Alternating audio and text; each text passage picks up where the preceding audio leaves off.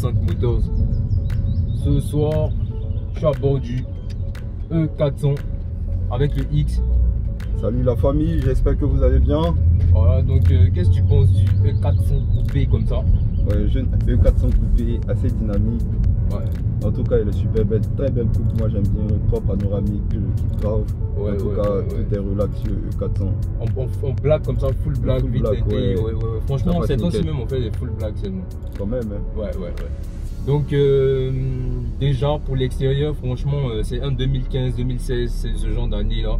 Donc franchement, j'aime beaucoup l'extérieur de la voiture. On a ces feux là comme ça, avec des LED à l'intérieur. On a la calandre comme ça avec le grand logo Mercedes noir, comme du piano black là. On a vraiment beaucoup de des capteurs qui s'emballent un peu. Bon, c'est pas grave. Bon, dans l'ensemble, franchement, la forme des rétroviseurs, la forme étirée même de la voiture, comment elle est couchée, tout ça, franchement, j'adore. Les gros feux rouges à l'arrière, on a des jantes en 18 pouces, des jantes AMG. Franchement, j'aime bien l'avant, la gueule qu'elle a. Les LED à l'avant comme ça, le gros logo noir Mercedes en genre, comment dire ça, cet effet miroir ou bien piano black du logo. On a le capot comme ça, bombé, noir. La voiture en vrai elle est couchée de profil, voilà. Bon, c'est une 3 portes donc vraiment ça ressemble vraiment à une fusée une fois que c'est posé. On a la lame avant comme ça, ne pas oublier que j'adore, lame avant chromée. Franchement je trouve ça magnifique. Bon, je pense la voiture en mode sport directement. Vous voyez, la sonorité a changé du tout. Alors, on a des jantes AMG. AMG aussi. La voiture dans l'ensemble, elle est belle. On a une sorte de diffuseur à l'arrière aussi, comme ça, magnifique. Les feux arrière, comme ça. Elle est badgée E400 4matic. Franchement, j'aime beaucoup ce que ça donne. Voilà le turbo à charger là. Et ça se ressent tout de suite. Putain, les amis, c'est une fusée cette voiture. Oh là, cette fusée. Heureusement que ça arrête moyennement bien, on va dire correctement. Parce que quand même c'est une berline qui... Bon, enfin c'est un coupé pardon, qui pèse 1 tonne 7. Voilà, donc c'est pas léger comme voiture, faut préciser. Et on a quand même du coffre. 480 litres de coffre, 450 litres. 450 ou 480? 450 exactement. Tu penses? Ouais. Bon, 450 litres de coffre, donc quelque chose d'assez correct. Franchement, l'espace aussi à l'intérieur, pas mal du tout. On a des sièges baquets. Très confortable. Très confortable, franchement, pour des sièges qui font effet baquet, j'ai vraiment le soleil en plein dans la face, c'est vraiment désagréable. Voilà. Donc les sièges baquets, les ceintures, on va dire qui te resserrent, qui te tiennent là, franchement les ceintures automatiques là, franchement c'est vraiment top. On a quelle particularité en vrai, ça ressemble beaucoup à l'intérieur de la E550 ou E500 qu'on avait fait, genre niveau volant, écran, c'est les écrans de ces années là, c'est pas la tablette. Voilà, on a le volant 3 branches chromé, volant gainé de cuir. Voilà, avec des espaces comme ça pour les pouces que j'aime bien. On a des palettes au volant. Vous connaissez un volant 3 branches, c'est vraiment à gamme. On a ce fond de compteur là. Voilà, donc blanc. Franchement bien. Elle affiche un rupteur à 6200, 6300 tout minutes. Donc franchement au niveau de l'intérieur, je trouve que c'est assez sobre. Voilà. Comparé à l'extérieur qui fait un peu plus agressif, on va dire. L'intérieur fait un peu plus classique, luxe. Voilà, avec ce bois qu'on a dans les portières, ce cuir noir, on a des surpiqûres noirs, donc pas de surpiqûres rouges qui font des détails sportifs. Les baquets, franchement, j'adore l'appui-tête en hauteur comme ça. D'ailleurs, quand on incline les sièges pour laisser les passagers passer à l'arrière, on les voit, ces appuis-têtes en train de rentrer tout seul, de ressortir. Franchement, c'est électronique, vraiment, il y a beaucoup d'électronique dans la voiture. Assez d'électronique. Ouais. Donc étonnamment on a beaucoup de place à l'arrière. Voilà, on se sentirait pas vraiment confiné à l'étroit comme dans un Sirocco ou ce genre de véhicule là. Là je me suis posé tout à l'heure, c'est vrai que si tu fais plus d'un mètre 85 ça devient compliqué, mais en dessous je pense qu'il y a assez de place pour les jambes, une bonne garde au toit. Voilà, donc franchement à ce niveau là il n'y a pas vraiment de soucis les amis. Alors on a du bois un peu partout dans la console centrale, on a un peu de piano black.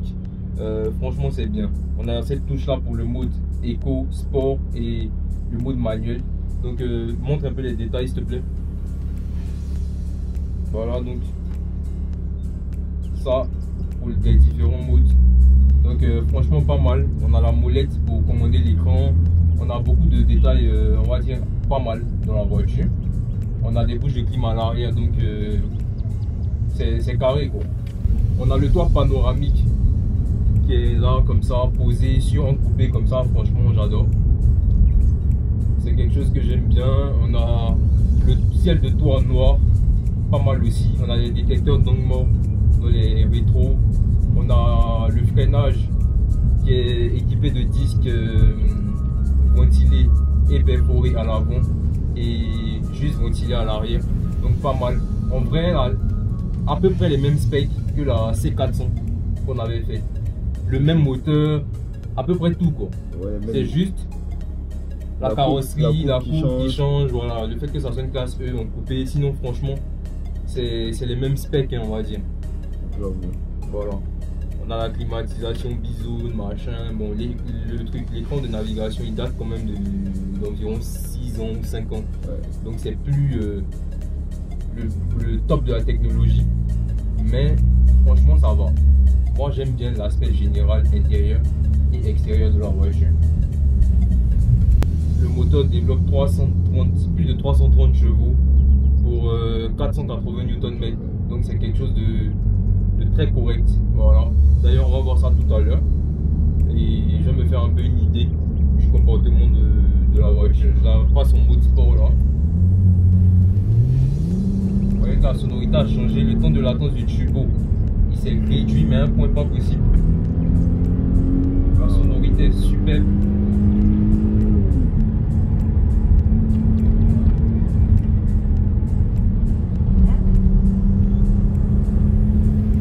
Les amis, ça marche.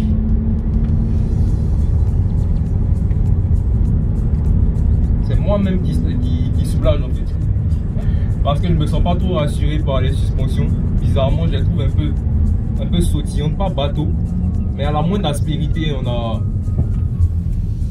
les. Comment ça s'appelle, les suspensions qui.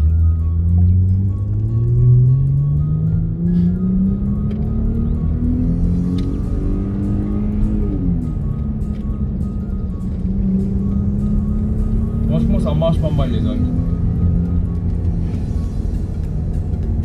En tout cas très belle sonorité, t'entends un peu? Ouais la sonorité franchement elle est top. À ce niveau là, il n'y a rien à dire.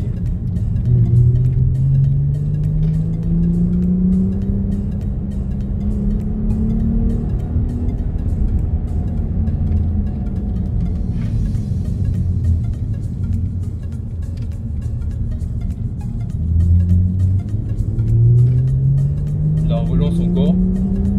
Bon, comme je disais, je sens la suspension un peu sautillante, mais sinon ça va.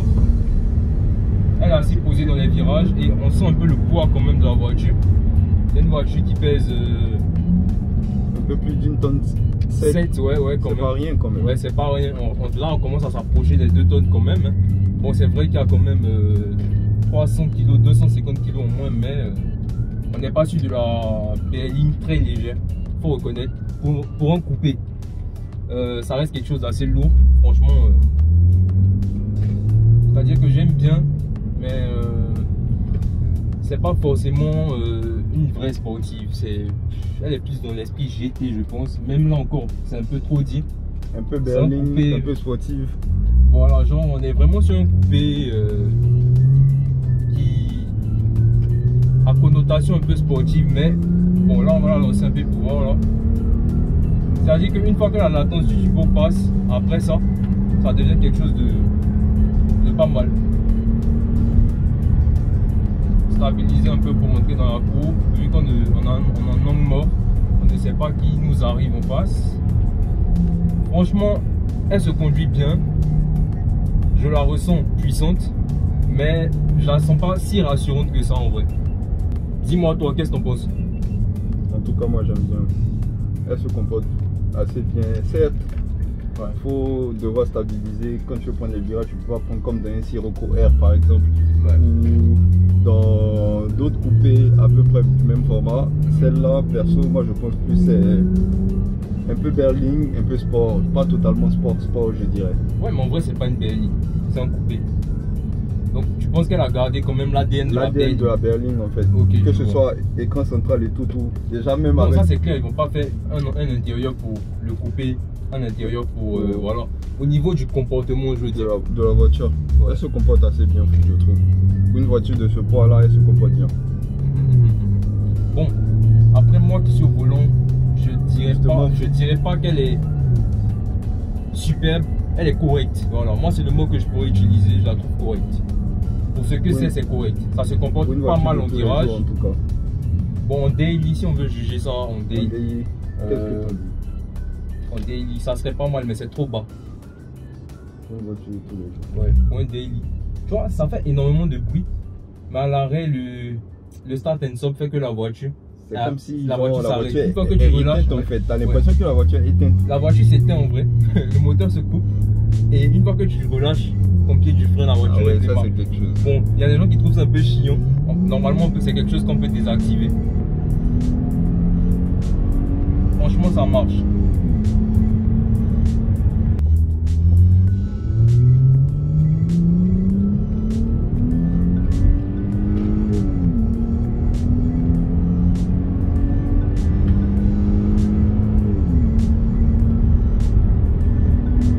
Franchement, ça marche assez bien, les amis.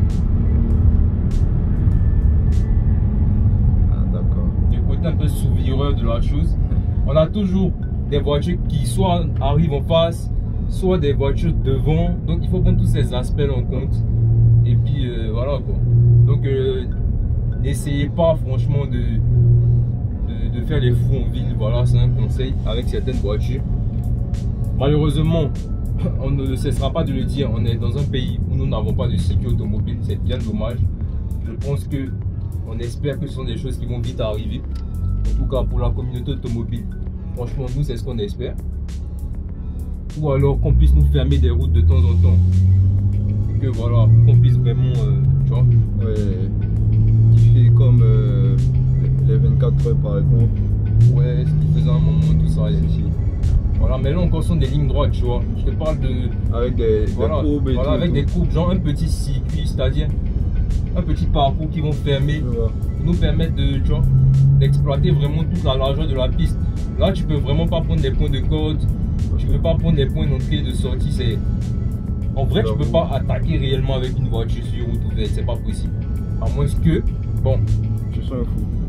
À moins que ça soit un sens unique peut-être. Voilà, pas forcément que tu sois un fou, mais en tout cas, je déconseille fortement. Ce sont pas des choses à faire, les amis. Voilà. Donc je reviens sur le comportement de la voiture. Quand on est en mode sport, franchement, elle a un autre caractère. Voilà, en mode éco, tu écrases à pédale, tu as l'impression que tu es dans un moteur Atmo par exemple, tu as l'effet linéaire, la voiture prend tout son temps. Mais une fois que tu désactives le mode éco, tu écrases à pédale, tu vois, tu as un petit temps de latence et puis après, ça commence à partir. Et toi, tu te sens comment posé? En tout cas, je suis assis confortablement. Là, tu prends les virages, en fait, je bouge pas, je suis calé là, relax. J'aime bien. Faut croire qu'on l'avait jugé un peu trop vite cette voiture là. Ouais, au début, avec le mode éco, quand j'ai commencé à la piloter, honnêtement, les amis, avant de commencer la vidéo, quand j'ai pris la voiture, je lui ai dit, mais c'est une merguez, ça marche pas, tout ça. Après, je me suis dit, mais merde, j'étais en mode éco, j'avais complètement oublié. J'ai désactivé le mode éco, ça a commencé à. Là, il a réagi super voilà. bien. Et après, j'ai mis le mode sport, j'ai ressenti quelque chose d'autre encore. Donc, je me suis dit, bon, finalement, je me suis un peu précipité. Je suis allé un peu vite en besogne au niveau du jugement.